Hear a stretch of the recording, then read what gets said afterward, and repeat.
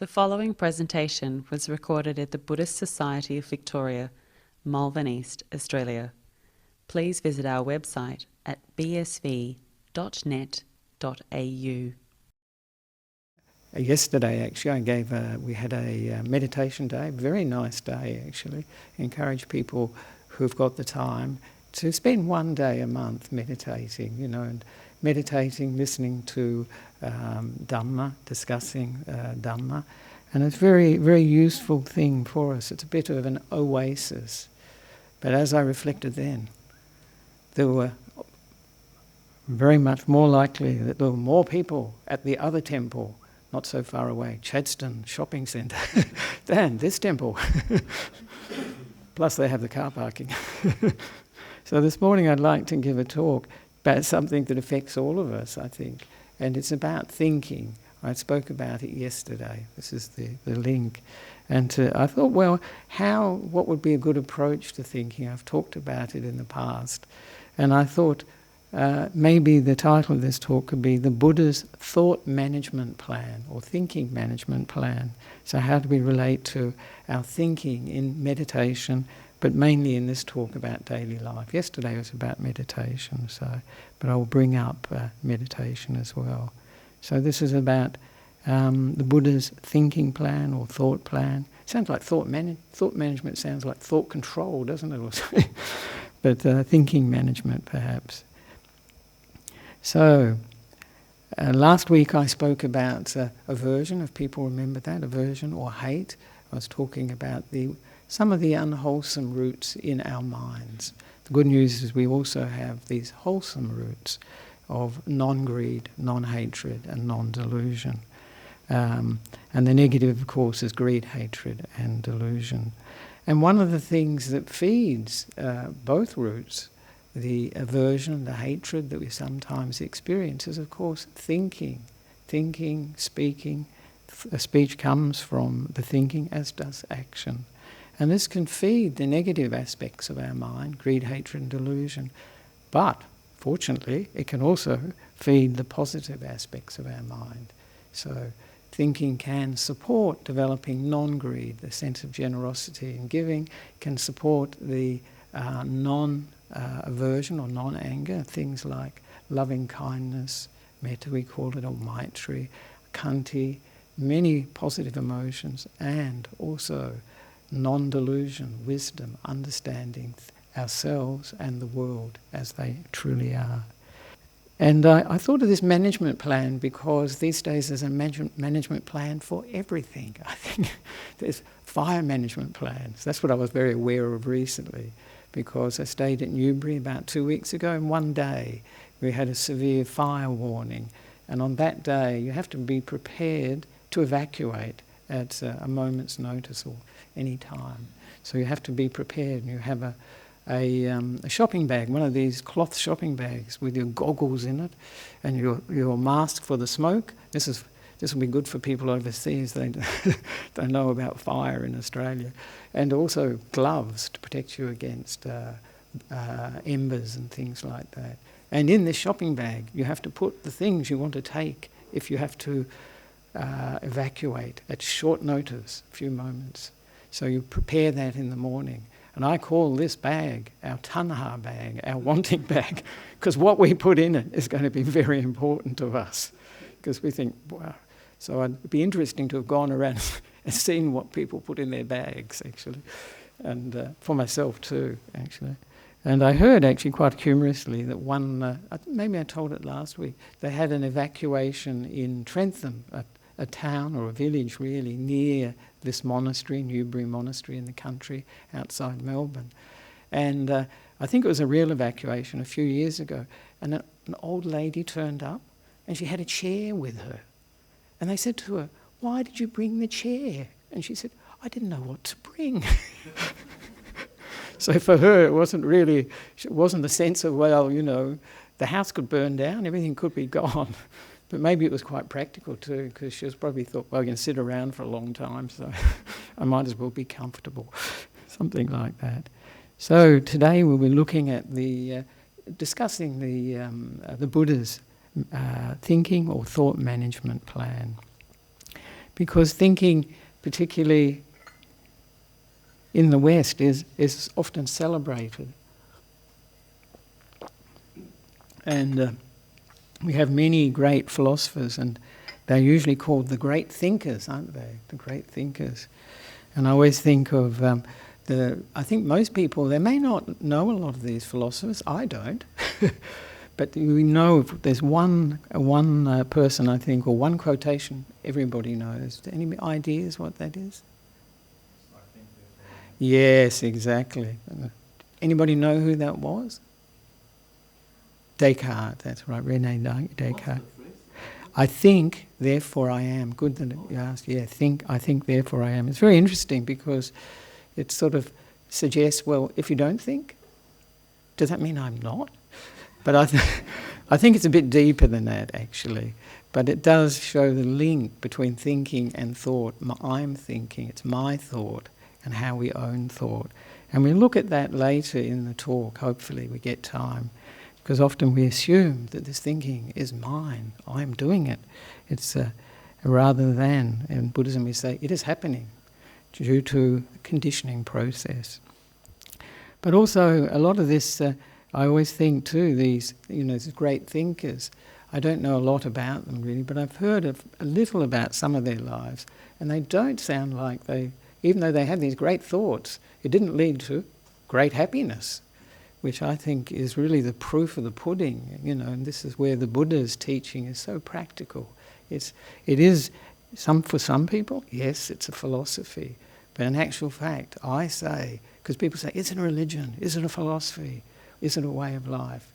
And I say it's a way of life, because the Buddha is really encouraging us to practice it. But at the same time, it's really a religion, because you see it in Sri Lanka, you see it in Burma, Thailand, all these places, and even here. And also, it is a philosophy. Some people are it's enough for them to read the Buddha's teaching, and it's so intellectually satisfying that there is some happiness that one gains from seeing how it all hangs together, fits together. But what a shame to only read the menu, as it were, and not eat some of the food that the Buddha has on offer. That's the shame of it, And that's what I always feel with somebody who really understands the teachings, has got an intellectual grasp of the teachings but doesn't necessarily practice them. They're not getting the benefit of those teachings. And of course, one of the things that we see with thinking in terms of, Buddhism particularly, is it doesn't go deep enough.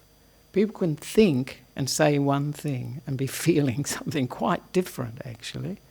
And so thinking is only skimming the surface of our minds, really, only skimming the surface of our minds. And this is where the Buddha's teaching, is really tapping into, teaching us how to develop insight, to develop this intuitive knowing.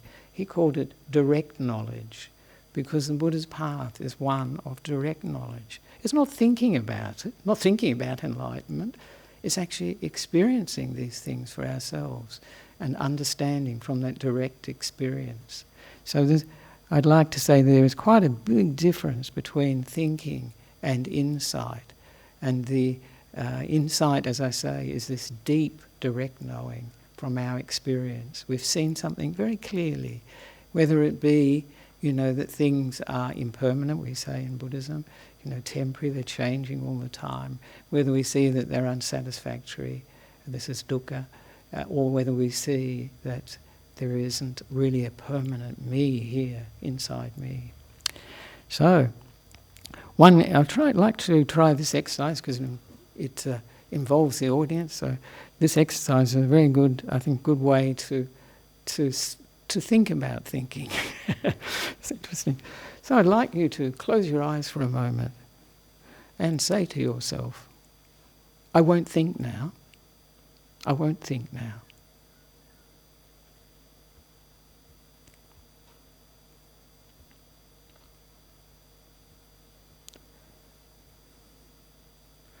And now if you'd like to open your eyes and give some feedback.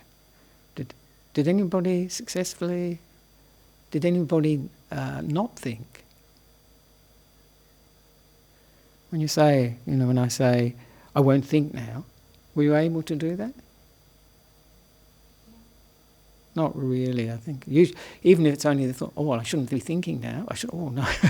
No, that sort of thing. So we actually see, this is actually an important, insight we can get, that does this thinking really belong to us? Can we really control it? This is one of the insights of the Buddha's teaching, that, it is something that arises from conditioning. The things we've been thinking about, the things that we've been watching and hearing, all these things come up in our thinking. And so this is where we can see that we don't own the thinking, but we can influence the thinking, fortunately. That's the good news. So sometimes people, especially if they come for a meditation day, or come for meditation, people often say, this thinking, it's such a, I sit down. Actually, this is a usual thing that happens with meditators when they first meditate. I couldn't meditate at all, it saved my life. I was just thinking the whole time. And I say to people, that's an insight. You're seeing what's going on all the time. But because in daily life we don't notice, we're not being still, we're not sitting in meditation, we don't notice this. That this is actually an aspect of the mind that is quite natural, and it becomes very obvious too, that it is not within our control. Especially when you sit down to meditate and you say, I won't think, I don't want to think. And immediately we say that, I don't want to think or I won't think, we're creating a negative in the mind, a tension in the mind, which makes meditation difficult. Whereas, so this is something that beginners in meditation learn. The first meditation is that thinking is happening most of the time, actually, and that we don't control it. And hopefully they will learn. Sometimes people, because of that experience, they think, I can't meditate because I only think.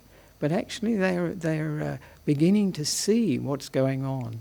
And when we actually know what's going on in life, when we're clear about it, then we can do something about it. And of course we can influence thinking. We can reduce thinking in meditation. And of course that's by not fighting it, by not saying, I won't think, I don't want to think. It's by allowing it, letting it be, and letting it slow down. So if we have been thinking all day, all night usually, not all night, but dreaming sometimes, then the momentum of thought is there when we come to sit meditation or walk meditation. So this is what we will experience. So for meditators, thinking is enemy number one, publicly enemy number one usually they think, which is not a good attitude. But thinking is useful too, it has its uses. If we weren't able to think, we wouldn't be able to have thought management plans, fire management plans, all this sort of thing. And they are useful because, especially for this fire management plan I mentioned, we were prepared. We have a sort of a way of getting ready just in case we have to evacuate, if we have to take action when a fire happens at the monastery in Newbury. So this is very useful. And we had the cars ready to go, and of course, that day too, the fires in New South Wales are making everybody aware in Australia, probably throughout the world, that it's a big threat, and we have to have some degree of planning or preparedness. So it's very useful for planning, problem solving to a certain extent. You can come back to that, remembering. Sometimes with thinking, you notice with problem solving, I have had it, I'm sure many people have, you can go round and round and round, and you can't get a solution from thinking about it actually. You think, yes, on this side, yes, that's true, that's good. On the other hand, and in the end, there isn't a solution you can arrive at using thinking. That's where intuition is actually very useful. If you can just get peaceful, get still for a short time, and then have that in mind, whatever it was that was the problem we were trying to solve, and then just let intuition, let this insight, as it were, come from deeper levels of the mind. I find myself that when this happens, some of the solutions I never would have thought of, they just come from left field, we say, or out of the box. So this is where intuition is such a useful thing, actually. And it always has that sense of rightness. Sometimes people might say, well, can it be wrong? And I'm sure it can be sometimes. It's a great relief when you're caught in problem solving, you cannot resolve it.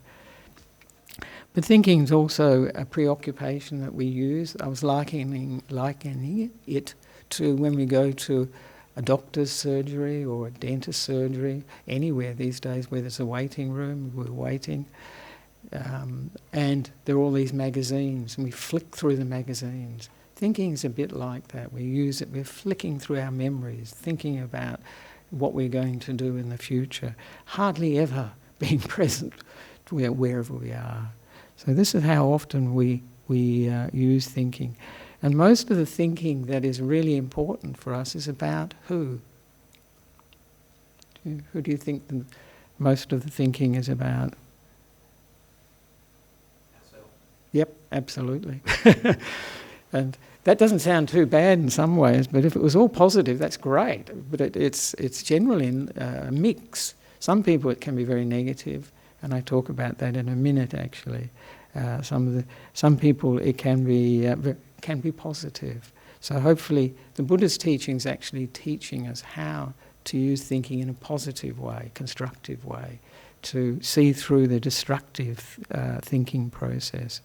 Because most of our life is like, we can see it, and when we're not practicing mindfulness, for instance, and you can see it, we go for a walk, and we're the tree's looking good, isn't it? Oh, look at those flowers, and oh, they're a nice colour. And we're commenting in our mind. We're doing this commentary of what our experience is about, whether we like it, dislike it, or whatever. So this is our usual approach to life. There's a lot of commentary going on, talking to ourselves. And as I say, if the talking to ourselves is positive, no problem, enjoyable. But often it isn't, and it can get out of control. And I think everybody probably here will have experienced times when thoughts become obsessive and they just keep cycling. We call caught in a loop. That's often a way of putting it. Caught in a loop, and it's just going over and over again. And it's very hard for us to move the focus, to change the thought that we're experiencing. Like a song that gets stuck in our minds. Sometimes these songs get stuck in your mind and they just play and play. So these thinking can create all sorts of stories in our minds, and this, as I say, can be a positive or a negative thing, but often it's associated with negative states of mind, and it's very easy to see then. And this is where we need to really address those instances. It can create anxiety. The essence of anxiety is fear, isn't it, about the future, how things could turn out. Will we manage? Will we cope? And give rise to panic, these panic attacks. People say, and they wake up in the morning, 2 or 3 in the morning, and just have this terrible panic attack, the terrible fear, anxiety taking them over. And of course, when this happens, for a Buddhist anyway, and for a practitioner, you can see, my goodness, this pattern is really running strong. That'd be nice if you could see it like that, actually. That this conditioning is really running strong. This recording almost is playing and causing me to panic about the future.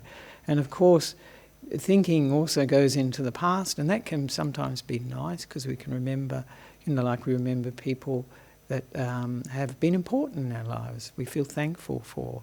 And like this morning, Savitri was remembering her mother who passed away 14 years ago and being thankful for all the positives that she gave in her life. So thinking can be like that. It can be positive. But of course, often it goes towards depression. We start to get negative thinking. And particularly if it's about ourselves, how we're not good enough, how we're not worthy, how we're this, that and the other, then it can turn into this depression that really becomes overwhelming. And of course, with this thinking, I'll go on to talk about it more later. Of course, both sides, they're not reality. Thinking is not reality. And it's always good to keep that in mind. It's an approximation of reality. Sometimes can be quite accurate, but usually very wide of the mark. It's not actually a very accurate picture of what's going on. And thinking, as I mentioned before, it can empower our positive qualities of generosity, giving, of loving kindness, and also wisdom. But it also can encourage, empower, desire, ill will, this negativity in the mind, delusion, harming. And particularly it gets caught up with this sense of I am. A lot of thinking is about that. And this is why for Buddhists, the Buddha said one of the greatest happinesses in life, in the spiritual life, is when one sees through the illusion of a permanent me inside of ourselves. And this is one of the greatest happiness. It happens in the third stage of enlightenment. It's very deep level. It's uprooted. So no longer is one thinking about oneself as this self, this permanent self, separated from all other beings and all other things. And so now we have another practical exercise which may, or I hope, give some idea to that, particularly the idea of thinking and its relationship to self. So I'd like you to close your eyes and just imagine or remember an occasion when you'd had an unanswered email and you wanted an answer, you're expecting an answer, or an unanswered SMS as a text message, or an unanswered telephone call. You left a message. And just think, how did you feel when that email wasn't answered, the SMS wasn't answered, text message wasn't answered, or the call wasn't answered?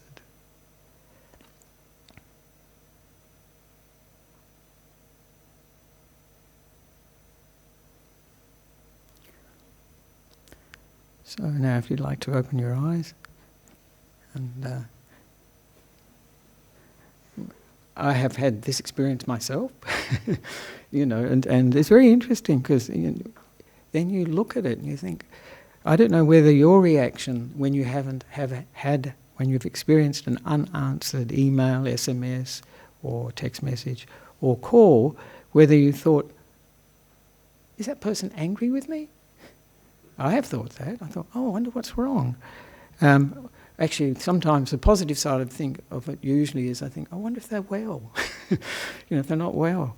So, and the other thing we can think on this occasion is, are they upset with me? Have I done something to upset them?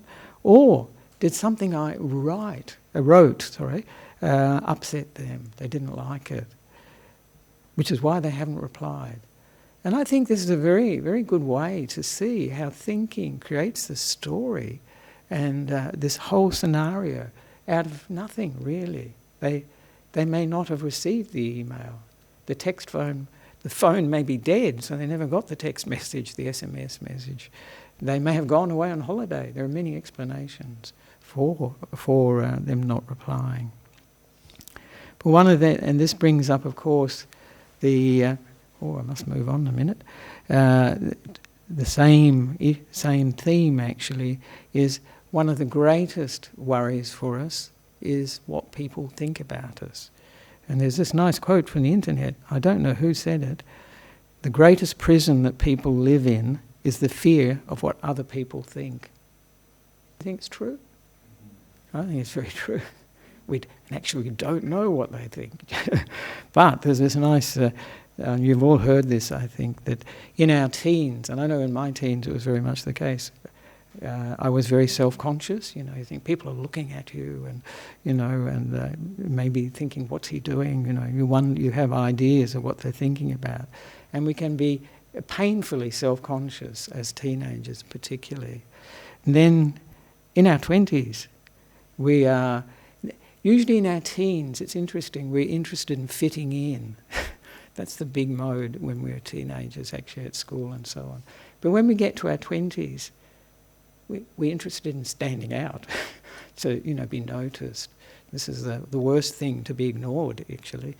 And so in our 20s, we are thinking a lot about what other people think of us, how we're coming across, and wishing to stand out. In our 30s, we become a bit more defiant. We don't care what people think about us. We don't care anymore. And in our 40s, or maybe even later, depending on how quick we are at learning, we realise people weren't thinking about us at all. Who were they thinking about? Themselves, exactly. So that was a lovely example of it. Oh, actually, I've got a Nasrudin story that's good like that too. But anyway, I think we may leave that. And we see thinking, in the part it plays in stress. I'm sure everybody's aware of it. That when we feel stressed, it's usually to do with time. We don't have enough time in the day, as they say, and a lot of that is coming from thinking. I've seen it myself. You start and get a mantra going, oh, I've got so much to do, and you keep thinking this, and it winds you up, it makes you feel more stressful than before. And sometimes what I do then is I think, well, what have I got to do? There's so much to do. No, I write it down. Well, it's not that much really. And then I can relax. So this stress is really coming from thinking as well. It's coming from that thinking which is fueling the fact that we don't have enough time. It can be about our abilities, any of these things, being caught into it. So what does the Buddha have to say about about thinking, this strategy or this management plan for thinking, dealing with thinking? And sometimes people might think, well, did the Buddha think? Do you think, didn't the Buddha think? He did. And I'll go on a bit later where he talks about his experience of, it's quite an interesting sort of description of his experience as an enlightened being. And you may remember there's a sutta in the middle-length discourses of Buddha. There's lots of the Buddha's teachings, they're very voluminous actually. And in one of these suttas, the wonderful and marvellous qualities of the Buddha that the Venerable Ananda, his personal assistant you might say, he looked after the Buddha for 25 years, and he goes through all these wonderful and marvellous qualities of the Buddha, and he says this is the Bodhisattva actually before he became the Buddha. And he says, when he passed away from his previous life, he was conscious, self-aware, was born into the Tusita heaven, and then when he was born on his last birth and became the Buddha, he was conscious, aware as he entered his mother's womb, and when he came out of his mother's womb, he's supposed to have walked 7 steps and spoken, and all these things, and Venerable Ananda's going on, and the Buddha says, these are true. And then at the very end of this sutta, it's lovely actually, the Buddha says to Ananda, and remember this as a wonderful and marvellous quality of the Buddha, the Tathagata, that he knows his feelings, his perceptions, his thoughts, so thinking, as they arise, while they're present and changing, even in the present moment, that present, and as they pass away. He knew these things. This is just, many people think, wow. I think most people would think, so what? But this is amazing, to be aware of thinking, feelings and perceptions, because they're so quick in the mind. Aware when they come, while they're present and changing, and then pass away. This is really extraordinary. And this gives us an insight into somebody that's completely enlightened, that they can be so aware of what is happening in their body and minds, and because of that, in other people's bodies and minds. But the Buddha's management plan is for thinking, thought management plan, is really the teaching he gave, again in the middle-length discourses, on the 2 kinds of thought. Do people know that one, 2 kinds of thought? I think it's a very famous one. And in this teaching, he talks about when he was actually not enlightened, when he was a bodhisattva, he was on the way to be enlightened, the Buddha to be. And so he was still probably in the palace, living the lay life, and he contemplated on the two kinds of thoughts that he experienced. And the two kinds are very easy, actually, really. One is wholesome and positive, and one is negative and unwholesome. And in one category, he put the negative category of the unwholesome or negative thoughts. He put the sense, the desire, the craving for sense pleasures, for things that you can see, hear, smell, taste and touch, and even the thinking about them. He put the anger, ill will, annoyance, irritation, that's the second type. And the third type, he said, is harming oneself or others. So it's very interesting. The Buddha to be had these thoughts of, we say, greed, hatred, and delusion were there. And that he was aware of them. But he was also aware that he had thoughts of giving things up, of generosity, of loving kindness, of contentment, of non-harming in his mind. And he realized that when he developed, if he, for instance, had a thought of greed, thinking about sensual pleasure that he could experience, and when you live in a palace, it's probably easy to have a lot of these sensual experiences. When he thought about it, he realized he had given up, or that had replaced this intention or this thought of giving, of generosity, thinking of others rather than oneself. And the same with anger and irritation. When he was angry or annoyed, irritated, I think it would probably be very, very refined for a bodhisattva, for this very wise sort of person, even at that stage. When he was angry or irritated, he'd given up the thought of loving kindness or patience with others, compassion. And when he was thinking of harming others, when we say things to other people to hurt them, or we do things to hurt them, he realized that he'd given up the thought of non-harming, actually having compassion for them, thinking of what he could help them with. And this, of course, is, as I mentioned in the last few weeks, relates to two qualities in our mind, and this is wise attention and unwise attention. And basically, wise attention is yoniso manasikara. And so this is when we give attention to anything we experience and negative qualities, positive qualities grow, this is wise attention. We know from experience, this is good. I feel more generous, I feel more kind, I feel more connected with people, I want to help people, I don't want to harm them. So this is wise attention. Unwise attention, ayoniso manasikara. When we give attention to things, particularly our thoughts, and as a result, negative states of mind start to grow. When we start to get more greedy, we're thinking just of what we want, what we need, and we get more angry, we get more, and also harm ourselves and others. So these types of thinking are very clear, actually, and this is a practical thing for us. We too can divide our thinking into those sorts of thoughts that are useful, helpful, lead to positive results in our lives, positive emotions for us, and issue in good speech that is kind, gentle, and also in our actions as well. Actions where we want to help, we want to give, not thinking of ourselves. So we can too use this very, very easy way, really, to divide our thinking and just see the results. Our lives are really an investigation, and we learn from our experience, hopefully, of what works, what brings positive results and what brings negative results. And that way we can monitor our thinking. That way we have got a thought management plan in action.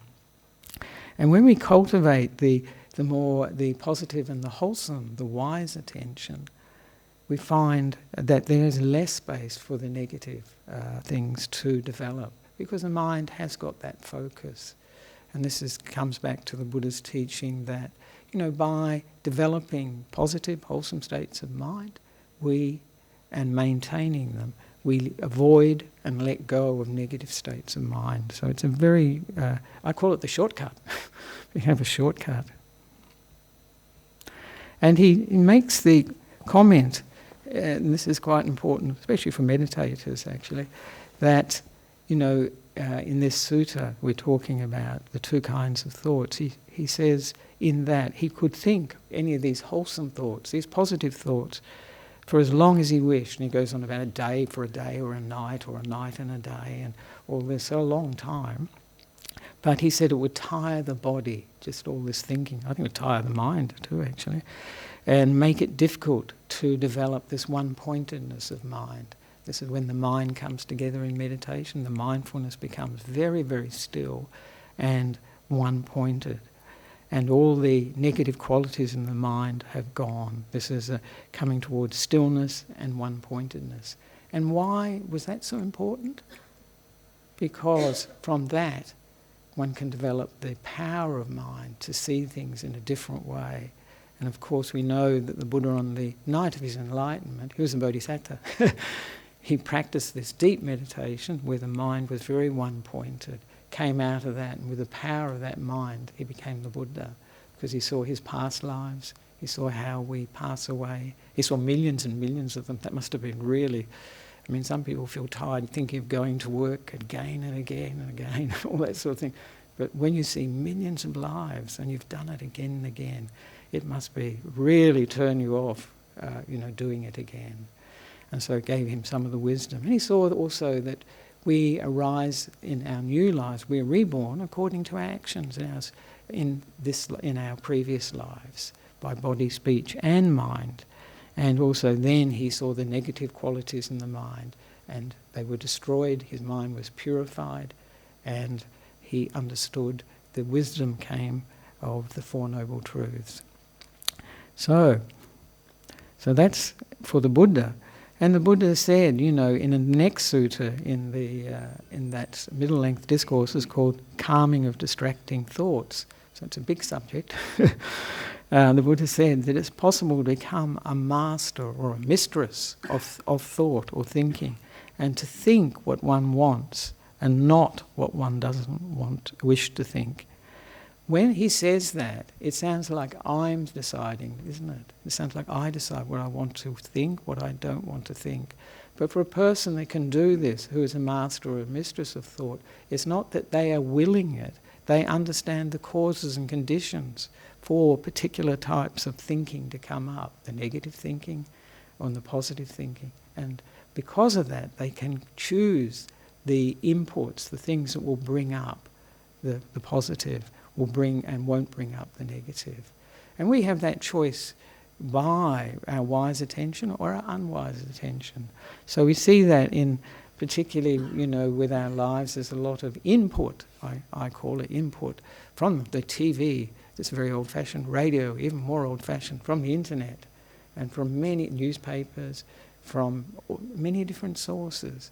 And we have to decide for ourselves what is giving rise to beneficial effects in our lives and what isn't. As I often say, I've said before, if we're watching the news or reading the news in whatever format, whatever media, and we find ourselves depressed, angry and upset, I say to myself, what good is that? What good is that? That's obviously unwise attention. Some people can watch the news or read it or whatever format, and they can develop sort of compassion for people and think, that this is the way people can go if they have the wrong sort of thinking, the wrong sort of understanding. And so this is then it's useful. So it's not a hard and fast rule. It has to depend on whether it's giving rise to positive or negatives for us in our lives. The wisdom that supports thought management, this thought management plan, is really our attitude is the most important. First of all, that thinking is sort of a sense of acceptance of thinking. That thinking is natural, it's a function of the mind, if we try to stop it, if we try to use willpower, we've had a a try at this, it doesn't work. And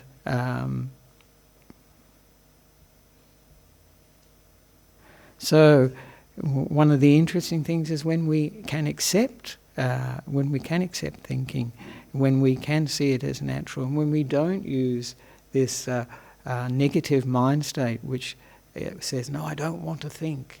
This is aversion, really. There's two aspects, two ways of relating to our thinking. We either get into it, there's a desire, or we want to get rid of it if we happen to come here for a meditation. So, or if we're experiencing very negative thinking, we often will want it to stop. We want to be free of it, like that man who jumped over the rail at the Golden Gate Bridge. So this sort of attempt to get rid of thinking or getting involved with thinking is not in the middle way, as the Buddha would say. So when we can accept thinking, it tends to just run out of energy and it will reduce by itself. It would be nice if it stops, and sometimes in meditation or in daily life we can experience those moments when thinking stops and it's just perfectly quiet. And they are just extraordinary moments, actually, because you realise how noisy it's been, so much thinking in our lives. Like somebody, as I mentioned yesterday, who lives near a busy road, and they're so used to the traffic, they don't notice it at all. And then somebody comes, a visitor comes, and they say, oh my goodness, it's so noisy here. What? You get used to it. So in the same way, when thinking stops, we are aware of how noisy it is and how busy it keeps the mind. And I'll just end with one story, because it's nice to end with a story that emphasises this, and it's from Ajahn Brahm, Brahm's experience. And he mentions, it's in one of the books, I think it's in Mindfulness, Bliss and Beyond probably, and he mentions in his 5th Vassa, this is the 5th range retreat, when we have each year, Buddhist monks and nuns, we have a 3-month period, a retreat period. And it's usually in the Indian rainy season, which fortunately in Australia is also winter. That's very good. Other places it's not, summer. So, and he had had spent 5 of these Vassa or range retreats in a monastery that was for training foreign monks that were ordained with Ajahn Chah.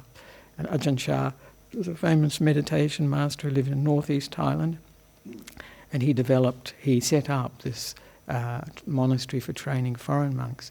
After 5 years of being there, this is usually a 5-year period, he was allowed to go wandering. So he went wandering to various other monasteries and living on his own. And he loves caves. And he likes these dark caves and very quiet places. And he found a cave in I don't think it was the northeast, I think more like Chiang Mai that way. And it was an ideal place. He really perfect, very quiet and perfect for meditation. But then he found that he'd sit down to meditate and thinking would take over. It would be thinking. And he thought, well, I didn't come here to meditate. I've spent 5 years in the monastery and now I've got my opportunity. And he said it wouldn't be too bad if it was just ordinary thinking, but it was thinking about past girlfriends and sensuality. So he said it was really getting very unpleasant for him and making his mind very upset, because here he was there to meditate, to take full advantage of the ideal conditions. So he got very exasperated, very desperate actually, and evidently went and bowed to the shrine 3 times, to the Buddha statue there, and made a deal with the mind. And he said, the deal he made was, well, for 1 hour of the day you can think what you want, the mind can think what it wants. The rest of the time we'll use for meditation, we'll follow the breath, we'll be with the breath. It's interesting, isn't it, to know that Ajahn Brahm had difficulties with meditation. So he thought this was a good deal. So at least 1 hour of the day he would be free of thought, and the rest of the time, 1 hour of the day he would be thinking, and the rest of the day he could be free of thought when he was practicing meditation. So he came to the time he agreed on, the afternoon, 3 o'clock, sit down, legs out, ready to think anything. Fair go. Your mind can think anything you like, any thoughts you wish, old girlfriends, whatever. Sat there, and the mind immediately went to watching the breath. No thinking. And it dawned on him, how amazing. He'd made this deal that this hour was just for thinking. And what had happened? The mind wasn't thinking at all, because he wasn't fighting the mind. He wasn't trying to force the mind. He was accepting, well, all right, go ahead, think. And then, having given that freedom, it didn't. It just became quiet, peaceful. He could watch the breath after breath. And so this gave him a great lesson, and it gives us a great lesson too, that this is second noble truth meditation he was doing before, when he wanted no thinking. He wanted to stay with every breath. He didn't want any thoughts. This is called the source or the origin of suffering or unsatisfactoriness, wanting things to be other than they are at this very moment. But, fortunately, when he made this deal with his mind, he realised the third noble truth type of meditation, which is letting go of wanting things to be this way or that way, letting go of wanting the thinking to disappear, letting go of wanting to stay with letting go of desire. And when he did that, then he could stay with the breath. But he learnt so much from that the resistance, the wanting things to be other than they are at this particular moment, was causing the problem. And that was a great breakthrough for him in his understanding.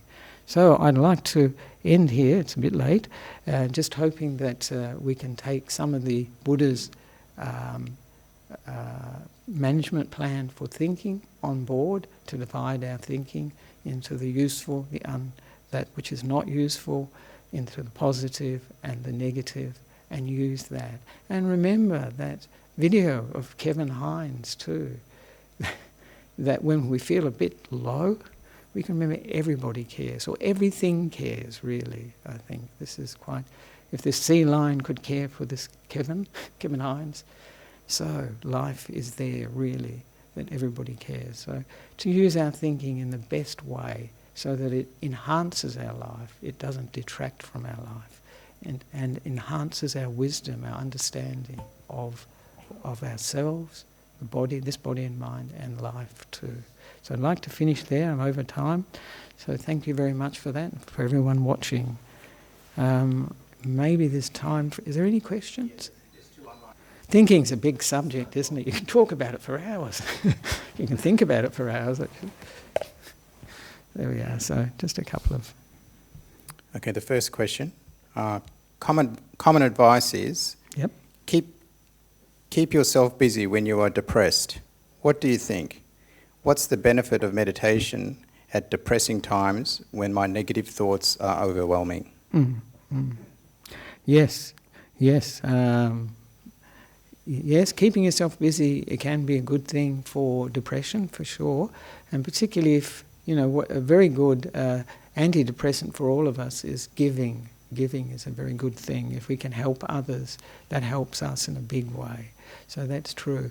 And at that time, when there is depression in the mind, in terms of meditation, it can be very helpful if we develop these positive emotions in our mind. So, for instance, if we develop loving kindness, metta, maitri for ourselves, just as we are, fully. Because this metta, maitri, fully accepts ourselves as we are.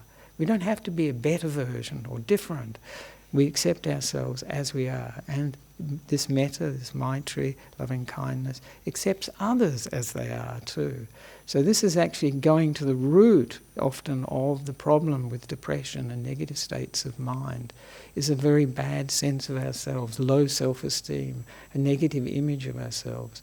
So this metta, this loving kindness, can help us very much accept ourselves, accept others, and most importantly, forgive ourselves and forgive others too, because this often can turn things around for us in terms of depression, because it will it will replace some of the negative thinking about ourselves. There was another video I was going to show actually about negative self-talk, but there's not time for that one. But this is, so it's very useful. So what we're doing with this metta meditation, not only metta, karuna, compassion, with joy with others and equanimity, is replacing negative self-talk, not with just words. What we're replacing it with is a heartfelt feeling of acceptance, of friendliness towards ourselves and others, compassion, wanting to help ourselves and others, and joy with others' success and good qualities, and equanimity, this support for others when we know that their lives are running according to their conditioning. And it's you try and change somebody, it's hard enough to change ourselves. And we have to have this equanimity. We don't get negative about it, but we give this sort of loving support. So very important to do the meditation.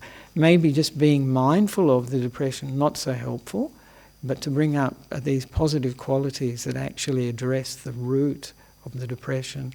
They also address the root of anxiety too, because often it's a negative idea of ourselves, which is at the root of that as well, anxiety. So thank you for that. Oh, 45. This one's about anxiety. Oh, right, good. Why are some people more anxious than others? Is there a Buddhist perspective on this difference? Thank you, Ajahn. Yes, why are some people more anxious than others?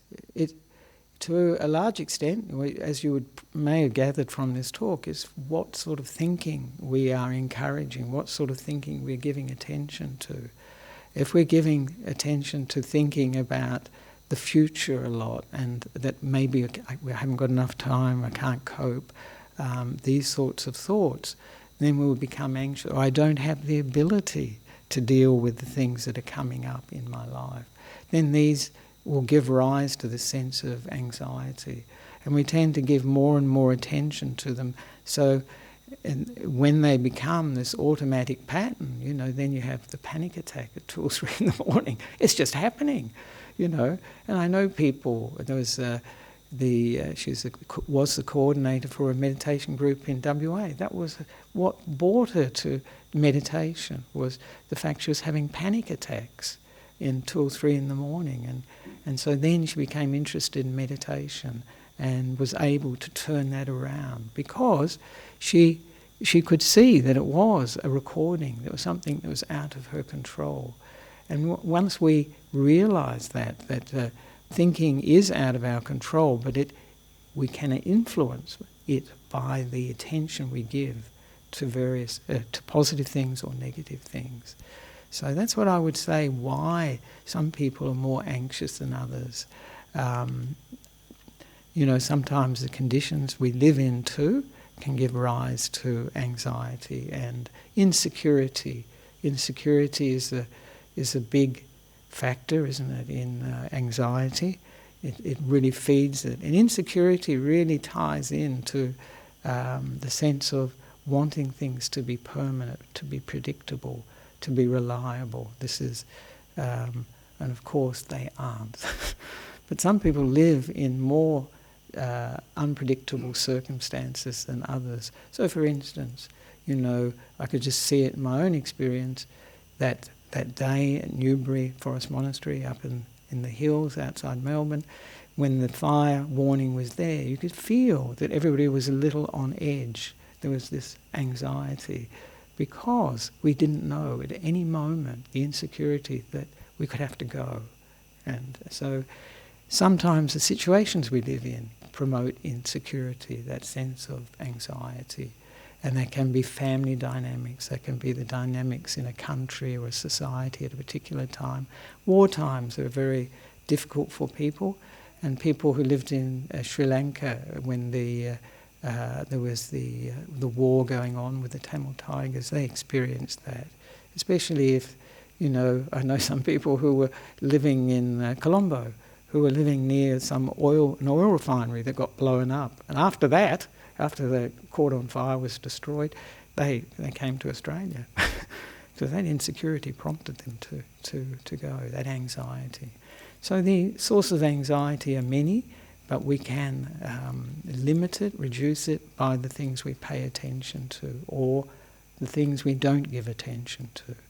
So if we can limit it by heading towards, focusing on, giving wise attention to positive, wholesome things, and reduce it by not giving attention to those things that promote the anxiety.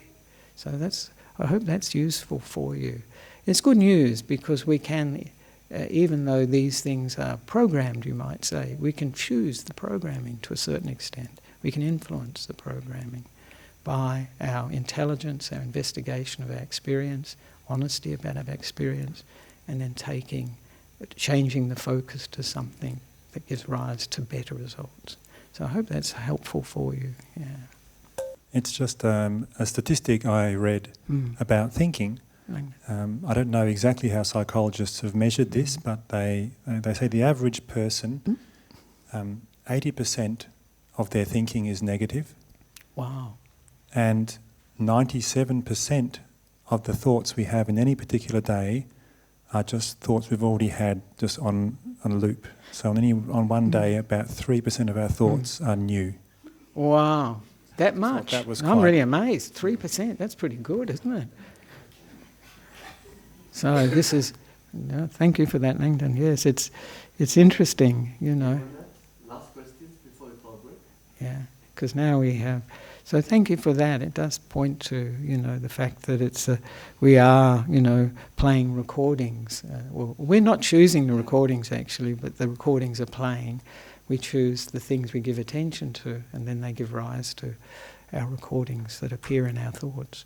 So yes, and the big part of thinking that it's always useful to reflect is that thinking is a very big support for who I am. That's why we think. It's a lifeline for being I, me, myself. And sometimes when people find that there is no thinking in their mind, even briefly in meditation, fear can arise because who am I? So this thinking has that function too. It gives support to whoever we think we are, and usually that's such a limited version of who we can be if we can let go of this I, me in mind. So I encourage you with that, and may all of us develop the wholesome, the positive in our lives, in thinking, in speech and in action, and reduce the negative and the unwholesome in our lives through our thinking, speech and action. But thinking is the most important one. It's where it's all coming from. So if those would like to, we can pay respects to the Buddha, Dhamma and Sangha. Thank you very much. Here we are.